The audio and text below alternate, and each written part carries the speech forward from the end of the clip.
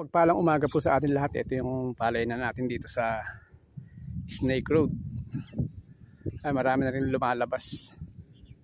Yung kabuntisan pa lang niya, pero yung mga yung 506 na binhi natin na nauna, yun ang marami ng sumasapaw. Tinitira natin ng 40 batap. Tsaka perfectayon. Ang ginagawa natin timplada, tigto 25 ml lang siya. Kasi pagkakasyahin na natin ito sa ating dalawang lagay para hindi na tayo bibili ng mga pang-i-spray natin. Kung bumili man tayo, pulyar na lang, mga Craft Giant siguro. Ganyan o kaya MRJ.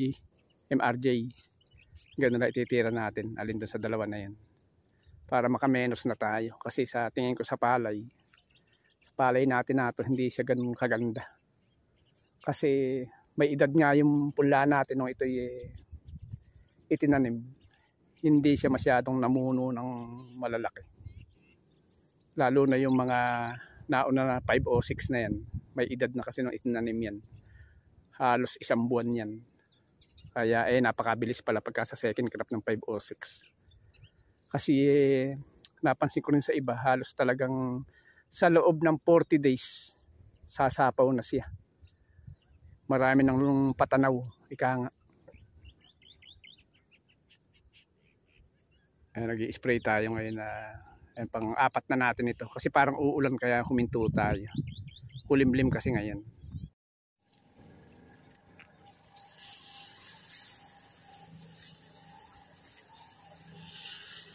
Marami na siyang labas. Marami ng sapaw. Siguro mga 30% na. Napakabilis nga nitong 506 na ito.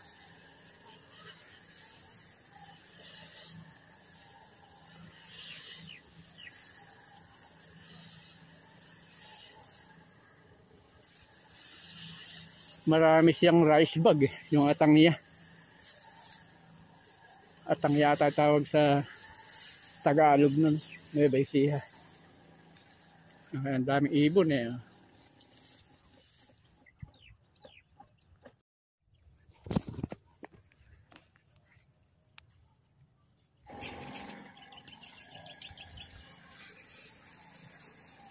Pero parang okay na. Yung magiging pinakauhay niya mukhang okay naman kasi parang mahahaba rin naman. Kahit mabilis siyang naging mabilis siyang mamunga, parang ganun, yung para bang yung hindi pa natin siya inaasahan na siya magbubunga na. Ganun yung naging parang naging mahikli yung paghihintay natin. Okay din naman kasi parang sa tingin ko parang madadali siya ng 80 days din. Katulad nung nakaraang second crop. Simula nung itinanim, baka madali ng kasi sa A8 nito, buhat ng itinanim, ay A9, buhat ng itinanim ito. Pang 2 months pa lang. Anong pecha pa lang ngayon? 22. Di bali nakakailang 40 plus pa lang siya, 43 parang ganun, parang 43 days pa lang siya. Kaya napakarami ng labas.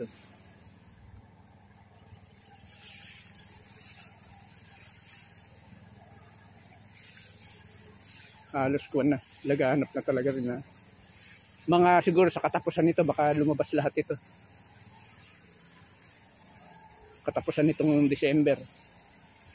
Pwede pag lumabas ito lahat, hindi na ito aabot ng February. Kasi yung ilang tansya natin sana dati, first week ng February,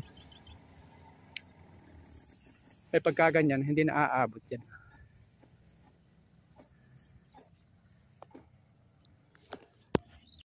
Nakatapos na tayo. Naka 10 karga. Ang daming ibon.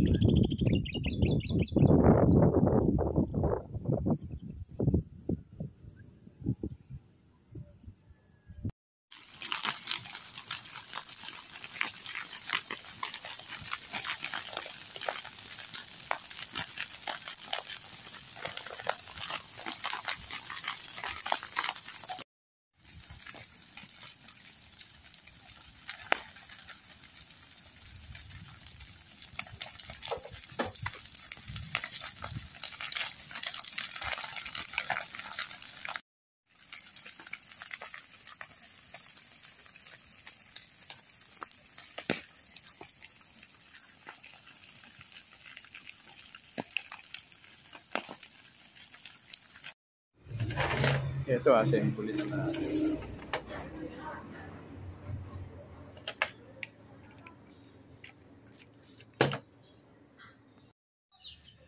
Gumagawa tayo ng feeds.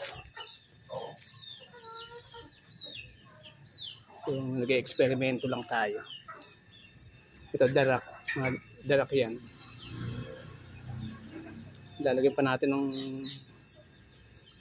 yung sliced bread na luma. Yan. Hinimay din natin. Tsaka ito mga dahon ng manunggay. Ito na yung nayari natin na una. Yan na.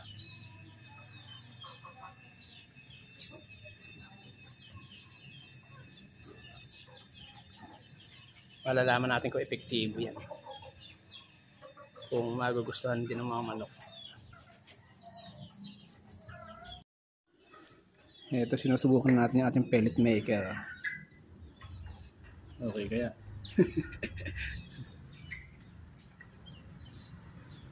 Mukha bang pellet o hindi pa natin siya na ikakasan ng maganda eh. Gumagalaw pa eh.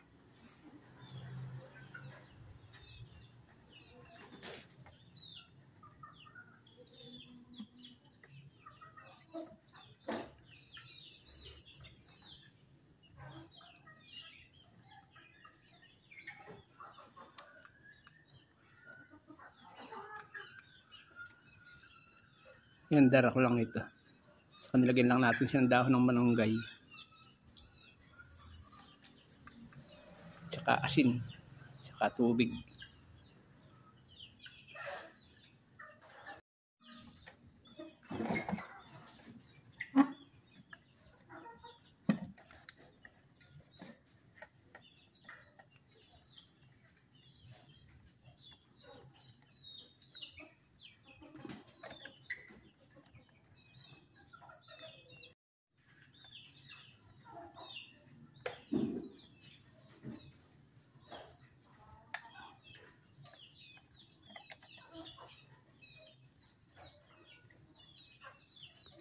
Gumagawa ulit tayo ng pizza. Ito yung ating ginigiling. Ayan na yung natatapos natin.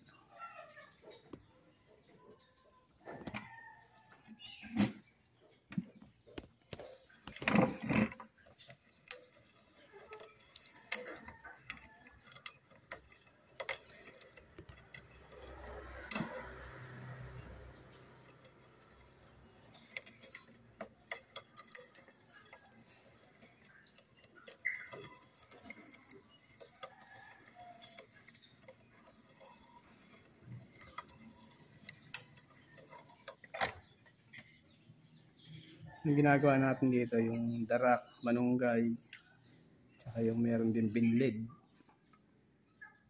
Yung dahon ng manunggay, yung sinasangkap natin.